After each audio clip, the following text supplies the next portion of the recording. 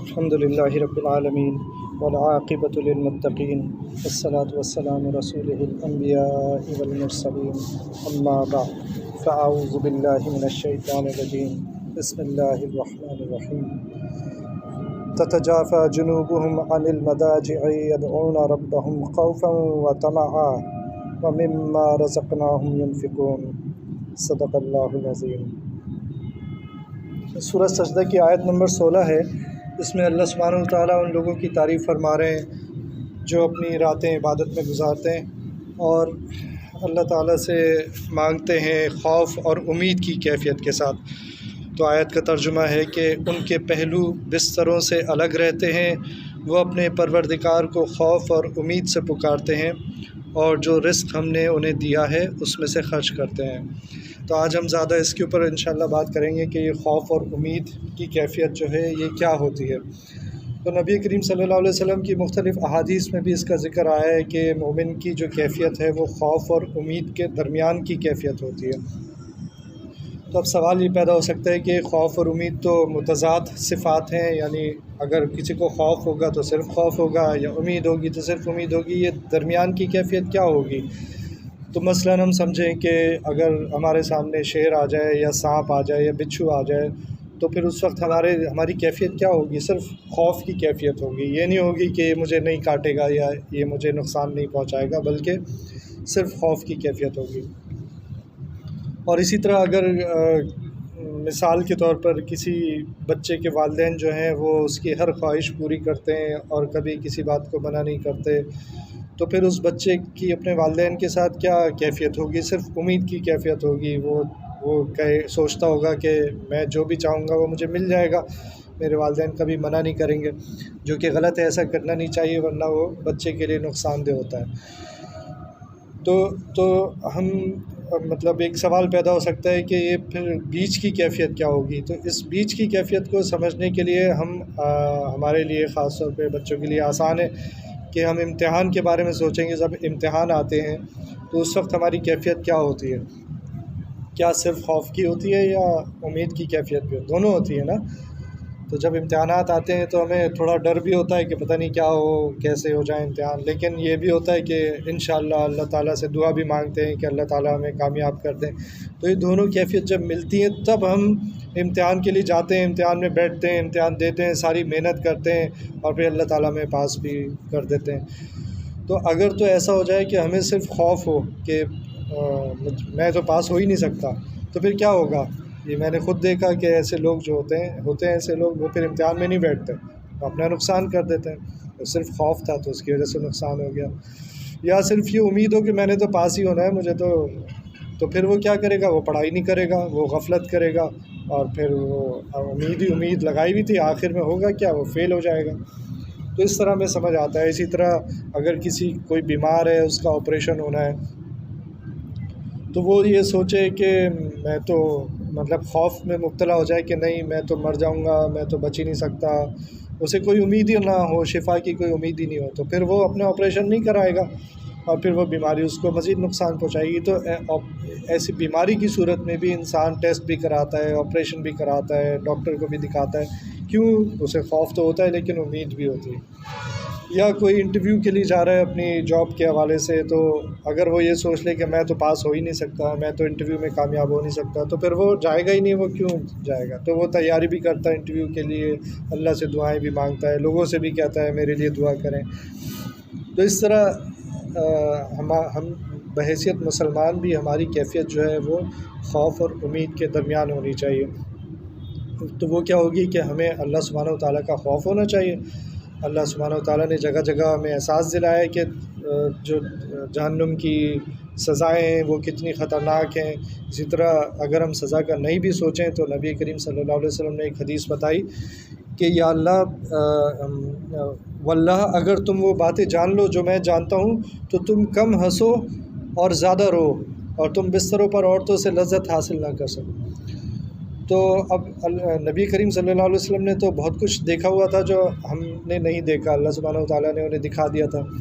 تو ایک اور حدیث میں آتا ہے کہ آسمان پر اتنے فرشتے ہیں کہ آسمان پر آواز ہوتی ہے یعنی جب فرشتے، یعنی 4 انگلی کی جگہ بھی نہیں ہے فرشتوں کے لیے، تو فرشتے جب سے انہیں پیدا کیا گیا، وہ بہت سے فرشتے ایسے ہیں جو سجدے میں ہیں، ابھی بھی سجدے میں ہیں، وہ ہمیشہ سجدے میں ہی رہیں گے، بہت سے ہیں جو رکوع میں ہیں، وہ رکوع میں ہی رہیں گے، اور آسمان میں فرشتوں کے مطلب 4 انگلیوں کی بھی جگہ نہیں ہے۔ تو یہ آواز کیوں تھی؟ آواز اس لیے ہوتی ہے جیسے بستر پر اگر بہت سارے لوگ ایک ساتھ آ جائیں تو آواز لکڑی کی آتی ہے نا، اس طرح آسمان پر فرشتوں کا اتنا وزن ہے، اور وہ اللہ تعالیٰ کی ہیبت، اللہ تعالیٰ کا خوف اتنا ہے کہ وہ مسلسل عبادت میں لگے ہوئے ہیں، اور ان کی پیدائش کا مقصد ہی عبادت ہے۔ اسی طرح یہ جو ہے بیت المعمور یعنی کعبہ کا وہ حصہ جس پر فرشتے عبادت کر رہے ہیں اور مسلسل طواف کر رہے ہیں، اس پر 70,000 فرشتے مسلسل عبادت کرتے تھے، روزانہ 70,000 فرشتے عبادت کرتے ہیں، اور پھر اگلے دن ان دوسرے فرشتے آ جاتے ہیں، 70,000 مزید فرشتے آ جاتے ہیں، اور وہ فرشتے وہاں سے چلے جاتے ہیں، اور یہ ہزاروں، جب سے دنیا بنی ہے تب سے یہ سلسلہ چل رہا ہے۔ تو اب اندازہ لگائیں کہ کتنے فرشتے ہیں جو صرف اللہ سبحانہ و تعالیٰ کی عبادت پر لگے ہوئے ہیں، 70,000 روزانہ تبدیل ہو جاتے ہیں۔ یہ وہ ساری باتیں تھیں جو اللہ کے نبی صلی اللہ علیہ وسلم کو معلوم تھیں، اس لیے سب سے زیادہ ڈرنے والے لوگ جو تھے اللہ سبحانہ و تعالیٰ سے، وہ اللہ کے نبی تھے۔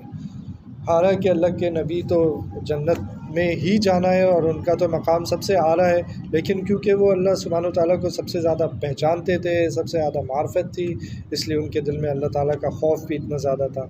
آج ہم کیا دیکھتے ہیں کہ ہم کہتے ہیں اللہ تو غفور الرحیم ہے، تو ہم گناہ بھی کرتے جاتے ہیں اور اللہ کو غفور الرحیم کہتے جاتے ہیں، حالانکہ اللہ سبحانہ و تعالیٰ، یہ ٹھیک ہے کہ اللہ تعالیٰ غفور الرحیم ہے اور ان کی رحمت ان کے غضب کے اوپر غالب ہے، اور اللہ سبحانہ و تعالیٰ نے اپنا تعارف بھی اسی طرح کرایا کہ الحمدللہ رب العالمین، جو پہلی صورت ہے اس میں اپنا تعارف اسی طرح کرایا کہ رب العالمین الرحمن الرحیم، اس طرح اللہ سبحانہ و تعالیٰ نے اپنا تعارف کرایا ہے۔ وہ اس لیے نہیں کہ وہ صرف غفور الرحیم ہے، بلکہ اس لیے اس طرح تعارف کروایا ہے کہ میری رحمت میرے غصے کے اوپر غالب ہے، تم کتنے بھی گناہ کر لو، اگر تم میرے پاس ایک دفعہ معافی کے لیے آ جاؤ گے، میں فوراً معاف کر دوں گا، کوئی سوالات نہیں پوچھوں گا کہ یہ کیوں کیا تھا، نہیں بتاؤ کیوں کیا تھا، نہیں آئندہ کرو گے، کچھ نہیں، بلکہ میں معاف کر دوں گا، اور آئندہ بھی کرو گے تو میں معاف کر دوں گا۔ تو یہ ایسی صفت ہے غفور الرحیم، اسی کو کہیں گے کہ کتنا بھی نافرمانی کرتے رہو اور پھر بھی اللہ سبحانہ و تعالیٰ معاف فرما دیتے ہیں۔ لیکن ساتھ میں اللہ تعالیٰ نے اپنا یہ بھی تعارف کروایا ہے کہ میں شدید العقاب ہوں، یعنی میں سزا دینے میں بہت شدت ہے، میری سزا میں بہت شدت ہے، اور سریع الحساب ہوں، اور جب میں حساب لینا چاہوں گا تو یوں حساب لوں گا۔ تو اللہ سبحانہ و تعالیٰ کا پورا تعارف جب ہمیں ہو جائے گا نا کہ اللہ سبحانہ و تعالیٰ کی تمام صفات کیا ہیں، اور یقیناً اس میں سب سے یہ کہ رحیم ہے، کریم ہے، رحمان ہے، یہ ساری وہ صفات ہیں جو غالب ہیں ان صفات کے اوپر جن میں سزا کا ذکر آتا ہے۔ تو پھر جب ہم پہچان جائیں گے تو پھر ہمیں احساس ہوگا کہ نہیں، نافرمانی بالکل بھی نہیں کرنی چاہیے، اللہ سبحانہ و تعالیٰ کی نافرمانی تو ہم بالکل بھی نہیں کر سکتے۔ تو بہت سے لوگ اس غلط فہمی کا شکار ہو جاتے ہیں کہ غفور الرحیم ہے تو میں جو بھی کروں اللہ تعالیٰ معاف کر دیں گے، چاہے میں معافی مانگوں یا نہیں مانگوں، چاہے میں اپنے گناہوں کو چھوڑنے کا فیصلہ کروں یا نہیں کروں۔ نہیں، اللہ سبحانہ و تعالیٰ نے جگہ جگہ اللہ سے ڈر، اتق اللہ اتق اللہ اتق اللہ، ڈرو اللہ سے، ڈرو اللہ سے، یہ کس لیے فرما رہے ہیں کہ بھئی میری نافرمانی نہیں کرو، میری نافرمانی سے بچو۔ تو اگر یہ اللہ سبحانہ و تعالیٰ کے حوالے سے بھی ہمارے دل میں یہ ہو جائے کہ صرف خوف کی کیفیت آ جائے، یعنی ہم اتنا اللہ سے ڈر جائیں کہ صرف خوف کی کیفیت آ جائے، تو کیا ہوگا؟ ہم مایوس ہو جائیں گے، جس طرح ہم نے دوسری مثالیں دیکھی امتحان وغیرہ کی، تو ہم مایوس ہو جائیں گے اور پھر ہم کہیں گے اب تو میں نے تو جہنم میں ہی جانا ہے، تو میں اب کیا کروں، تو میں تو اتنا گناہ گار ہوں، میری تو بخشش ہو ہی نہیں سکتی، مجھے تو جہنم میں ہی جانا ہے۔ تو پھر سب کچھ چھوڑ دے گا، ہاتھ پیر چھوڑ کے بیٹھ جائے گا اور اپنی زندگی ایسے ہی گزارے گا۔ لیکن اگر اسے ساتھ ساتھ امید بھی ہوگی کہ نہیں، اللہ معاف فرمانے والے، میں معافی مانگوں گا، اللہ معاف کر دیں گے، میں اللہ سے یہ بھی مانگوں گا کہ مجھ سے گناہ چھوٹ نہیں رہے، میرے لیے گناہ چھوڑنا مشکل ہے، آپ کے لیے چھڑوانا آسان ہے، آپ اپنے بارے میں فرماتے ہیں انک علی کل شیء قدیر، ان اللہ علی کل شیء قدیر، تو پھر آپ کے لیے تو سب کچھ آسان ہے، آپ مجھ سے گناہ چھڑوا بھی سکتے ہیں۔ تو یہ پھر وہ پازیٹیولی سوچے گا، امید کی کرن پیدا ہوگی، اور پھر وہ گناہوں کو چھوڑنا اس کے لیے آسان ہو جائے گا۔ اس لیے یہ دونوں چیزیں، اور اگر وہ صرف امید پر زندہ رہے گا تو پھر وہ غفلت کی زندگی گزارے گا، جیسے میں نے ذکر کیا کہ اگر وہ صرف اس پہ سوچتا ہے کہ اللہ غفور الرحیم ہے، تو پھر اس کی زندگی غفلت میں گزرے گی، گناہوں میں گزرے گی، اور پھر ایونچولی کیا ہوگا؟ ناکامی ہوگی۔ جس طرح ماں باپ اگر بچے کو صرف پیار دیں، صرف محبت دیں اور اس کی ہر خواہش پوری کرتے رہیں، اور بچہ یہ سمجھتا رہے کہ میرے لیے تو کوئی مشکل ہی نہیں ہے، میں تو جو چاہوں گا مجھے مل جائے گا، تو پھر کیا ہوگا؟ اس بچے کا دنیا میں بھی نقصان ہو جائے گا اور آخرت میں بھی نقصان ہو جائے گا، کیونکہ وہ تو اس کو دنیا کی ہر چیز ملتی رہی، اس کی ہر خواہش پوری ہوتی رہی، اسے کوئی ڈر خوف ہی نہیں تھا، نہ اسے آخرت کا کوئی خوف پیدا ہوا اس کے دل میں، اور پھر اس نے اپنی آخرت بھی خراب کر لی اور اس کے ماں باپ اس کے ذمہ دار ہو جائیں گے۔ تو میں نے دیکھا کہ ماں باپ کو اتنی فکر ہوتی ہے کہ بچوں کی ٹیوشن جو ہے وہ، میں یہ ایک مثال دے رہا ہوں کہ بچوں کی ٹیوشن جو ہے وہ ہونی چاہیے، ٹیوٹر کو آنا چاہیے، اور بچوں کو بڑا پابند کرتے ہیں۔ میں نے لفٹ میں دیکھا کہ جب بھی کوئی نیا چہرہ نظر آتا ہے تو میں اس سے پوچھ لیتا ہوں آپ یہیں رہتے ہیں، یا تھوڑا سا تعارف لے لیتا ہوں۔ تو ایک نیا چہرہ نظر آیا اور میں 11:15 بجے کا وقت تھا، تو میں نے ان سے پوچھا آپ یہیں رہتے ہیں؟ انہوں نے کہا نہیں۔ میں نے کہا پھر؟ تو انہوں نے کہا میں پڑھانے آیا ہوں۔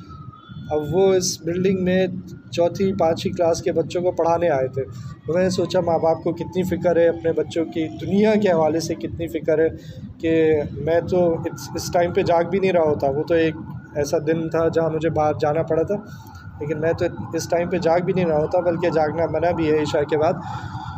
تو لیکن ماں باپ کو اپنے بچوں کی دنیا کی کتنی فکر ہے کہ اس کا جو ہے اسکول میں اس کے نمبر اچھے آنے چاہیے، اس کی پڑھائی اچھی ہونی چاہیے، کیونکہ اس کا مستقبل اسی سے وابستہ ہے۔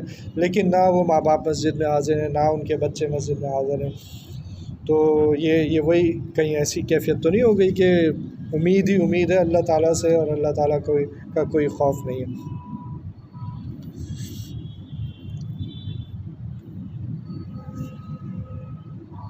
تو اب ہم تو یہ سوچتے ہیں کہ اللہ تعالیٰ غفور الرحیم ہے، ہم خود اتنے گناہ گار ہیں، اور اللہ تعالیٰ کو غفور الرحیم کہہ کے ہم سمجھتے ہیں کہ ہم بچ جائیں گے۔ لیکن ہم اگر دیکھیں کہ اللہ کے جو سب سے نیک بندے تھے ان کا کیا حال تھا، تو نبی کریم صلی اللہ علیہ وسلم کی تو میں نے آپ کو بتایا کہ وہ ان کا خوف سب سے زیادہ ہے۔ لیکن یہ کہ وہ خود فرماتے ہیں کہ سورہ ہود اور سورہ واقعہ یہ 2 ایسی صورتیں ہیں جنہوں نے مجھے بوڑھا کر دیا۔ تو اب وہ شخصیت جس کو جانا جنت میں ہے اور جس کو جنت کے اعلیٰ ترین مقام میں ہونا ہے، وہ کیوں اللہ تعالیٰ کا خوف؟ سورہ ہود اور سورہ واقعہ میں کیا ہے؟ جہنم کی سزاؤں کا ذکر ہے۔ تو اب وہ نبی فرما رہے ہیں کہ مجھے ان 2 صورتوں نے بوڑھا کر دیا۔ ابو بکر صدیق رضی اللہ عنہ فرماتے ہیں کہ کاش میں پرندہ ہوتا، پرندے کو دیکھ کے کہتے ہیں کاش میں پرندہ ہوتا کہ مجھ سے حساب کتاب نہ ہوتا۔ اسی طرح حضرت عمر کے اور دوسرے صحابہ کے واقعات ہیں کہ وہ اتنے نیک لوگ تھے جن کے بارے میں اللہ سبحانہ وتعالیٰ نے فرما دیا کہ اللہ ان سے راضی ہو گئے، وہ اللہ سے راضی ہو گئے، اس کے باوجود ان کے دلوں میں اللہ تعالیٰ کا اتنا خوف ہے۔ اور ہم اپنی حالت دیکھیں کہ ہمارا کیا حال ہے۔ تو ہمارے دلوں میں اللہ سبحانہ وتعالیٰ کا خوف کیسے پیدا ہوگا؟ اس کا ایک طریقہ یہ ہے جو علماء حضرات فرماتے ہیں کہ مراقبہ موت کریں، یعنی یہ سوچیں کہ مجھے مرنا ہے ایک دن، اور جب میں مر گیا تو اس وقت کیا ہوگا، میں نے کیا موت کی تیاری کی ہوئی ہے۔ میں قبر میں مجھے جب رکھا جا رہا ہوگا، اس کے بعد قبر کے اوپر مٹی ڈال دی جائے گی، وہ ایک اندھیری قبر ہوگی، اندھیرا ایک بالکل تنگ سی جگہ ہوگی، اس کے اندر پھر فرشتے آ جائیں گے، فرشتے مجھ سے سوال کریں گے، ان سوالوں کے جوابات میں دے سکوں گا یا نہیں دے سکوں گا، میں نے تیاری کی ہے یا نہیں کی ہے۔ تو یہ مراقبہ موت کے لیے روزانہ کچھ وقت نکالا جائے تاکہ ہمارے دلوں میں اللہ تعالیٰ کا خوف پیدا ہو۔ اور دوسرا یہ کہ اللہ تعالیٰ کی معرفت حاصل ہو۔ جب تک ہم اللہ تعالیٰ کو پہچانیں گے نہیں، معرفت کہتے ہیں پہچاننے کو، جب تک ہم اللہ تعالیٰ کو پہچانیں گے نہیں تب تک ہمارے دلوں میں نہ اللہ تعالیٰ کا خوف پیدا ہوگا، نہ اللہ تعالیٰ کی محبت پیدا ہوگی۔ جب تک یہ دونوں چیزیں ہمارے دل میں نہیں ہوں گی، ہم نہ عبادات صحیح طرح کر سکیں گے، نہ اللہ تعالیٰ کے احکام کی پیروی کر سکیں گے صحیح طرح سے۔ تو یہ اللہ تعالیٰ کی معرفت کیسے پیدا ہوگی؟ جب ہم اللہ تعالیٰ کی صفات کو سمجھیں گے کہ اللہ تعالیٰ ہیں کون۔ اب ہم نے ایک صفت کو پکڑ لیا کہ وہ غفور الرحیم ہے، لیکن اللہ سبحانہ وتعالیٰ کی باقی صفات ہیں کیا؟ اللہ تعالیٰ نے یہ دنیا بنائی، یہ سب کیوں بنایا، کس لیے بنایا؟ اللہ تعالیٰ نے اتنا کچھ پیدا کیا، یہ سب کچھ اللہ سبحانہ وتعالیٰ فرماتے ہیں تمہارے لیے پیدا کیا، انسان کے لیے پیدا کیا۔ تو یہ طرح طرح کے پھل ہیں، طرح طرح کی سبزیاں ہیں، مختلف رنگوں میں ہیں، مختلف ذائقوں میں ہیں۔